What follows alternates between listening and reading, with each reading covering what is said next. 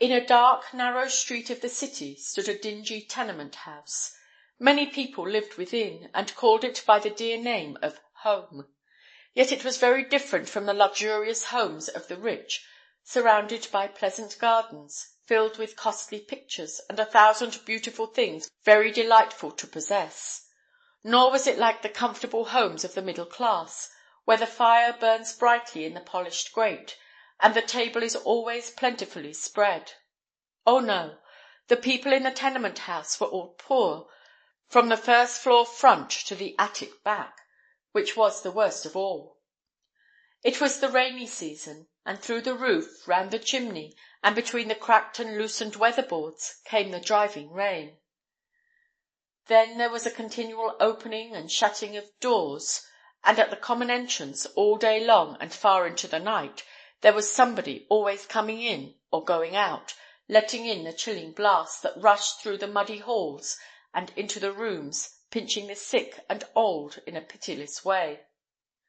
Altogether, it was not a pleasant place to live in, but most of the people in the tenement house had always been poor, and had learned to be content with what the day brought them, so they were not hungry.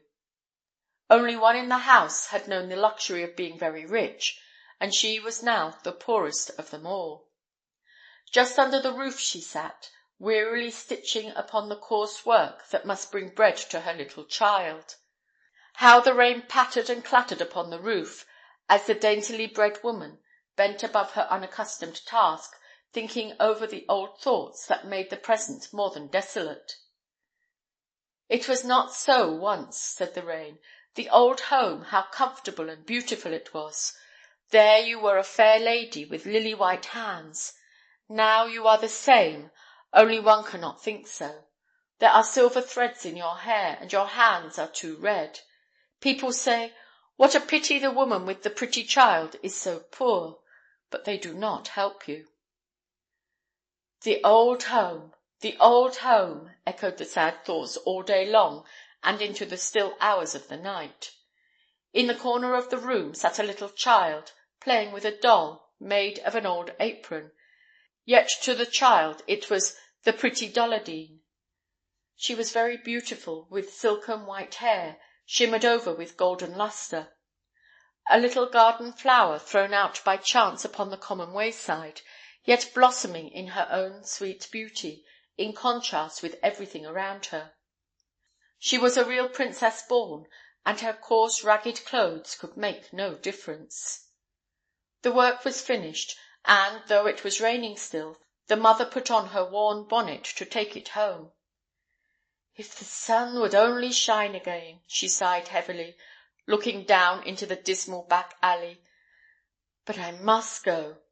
She kissed the child, saying, "Be good, darling. Mamma will not be gone long." "I will be good, mamma," she answered, "and Dolladine and I will catch the sunshine for you." "You are my only sunshine now," said the mother, hastening away to conceal the tears that would not stay in their hiding place. Then the little one was left alone in the attic room, and began, as she often did, to talk to her doll. "Now, Dolladine," she said, "mamma is very sad and sick, I fear, and you and I must make sunshine for her. But how shall we do it? That is the question. Don't you remember, Dolladine, one day the pretty lady said my hair was beaming sunshine? We must shake it for poor mamma. We must shake it out." And the little girl began jumping around the room, shaking her curls and singing, "We will make the bright sunshine, Dolladine, Dolladine. Make for mamma glad sunshine, Dolladine, Dolladine." Just then she saw the sunbeams dancing into the room. The rain was over, and on the roof of the next house a washerwoman was hanging out her clothes, which were blowing out in the wind, casting gleams of light and shadow upon the little attic window, so that the sunshine went flitting about like the will-o'-the-wisp, for the shadow was always chasing it. The child was delighted. "Do you see it, Dolladine?" she said. "The glorious sunshine which the loving God gives us. Now we must catch it for mamma." She took the doll in her arms and gave chase to the dancing phantom. But it was no use.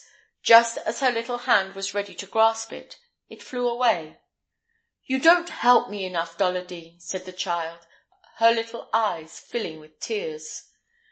Just then a great double knock came at the door, and before she could answer it, in walked a little old man, with a very wrinkled face and long white beard. A big hat almost covered his face, so that the upper part was all in shadow. "What are you doing, little chick?" he said pleasantly. "And where is the mother?"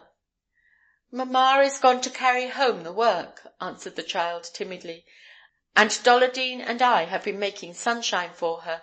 But see, it flies away." And again she tried to catch the dancing beams. "It often does from older and wiser hands than yours. But how did you make it, fairy?" asked the old man, laughing. "God put it in my hair, and I shook it out for dear mamma, who is sick and so tired of the dark days," replied the little one, again shaking her pretty curls, that were luminous with beauty. "I see," said the old man. "Now I am a great magician, and can help you." And he sang with a clear, ringing voice: "Sunshine, sunshine, flitting and airy, dwell in the heart of the little fairy. Make her gentle, loving, and mild. Make her mother's sunshine child." Just at that moment the washerwoman took down a big sheet, and the little room was flooded with warm, glowing sunshine. "Oh, it is glorious, is it not, Dolladine?" exclaimed the child, clapping her hands and dancing about with pleasure. "Mamma will be so happy, and so will Dolladine and I." "Remember," said the old magician, "that all good comes from the loving God, who has blessed you and made you the sunshine child. You can make the mother and everyone happy, so long as you keep God's sunshine in your heart. But if you forget the blessed Christ, it will fly away, and will not be the warm, beautiful light of God's love, but only the dancing sunshine that always escapes your grasp. And then, how sad! You would change to the little stormy weather child, which would be worse than the darkest winter's day to the dear mother." "Oh, no, no! I will never forget to bless the good God. It is so delightful to make mamma and everyone happy." "This box," said the old man, "is full of sunshine. I will give it you for the mother." "Let me kiss you, dear magician," said the child gently. "I always love anybody who is kind to poor mamma." The old man took the little one in his arms and kissed her fondly, saying, "God bless you, darling, God bless you." Then he went away to be her lifelong friend.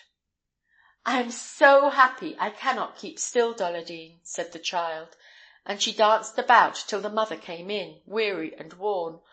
"Oh, mamma," said she, running up and kissing her, "we shall always be happy now in God's glorious sunshine, and the old magician gave me this box full of it for you, mamma." It was some time before the mother could understand all, but when she opened the box, sure enough, it was full of sunshine. There was the missing deed that restored to her own the old dear home and all her great wealth. Again she became the fairy lady with the lily-white hands, but her greatest joy was in the warm, genial sunshine her good little daughter made. From a child she grew up to be a loving, beautiful, and pure woman, but she never forgot the good God, and all her life remained the mother's sunshine child. End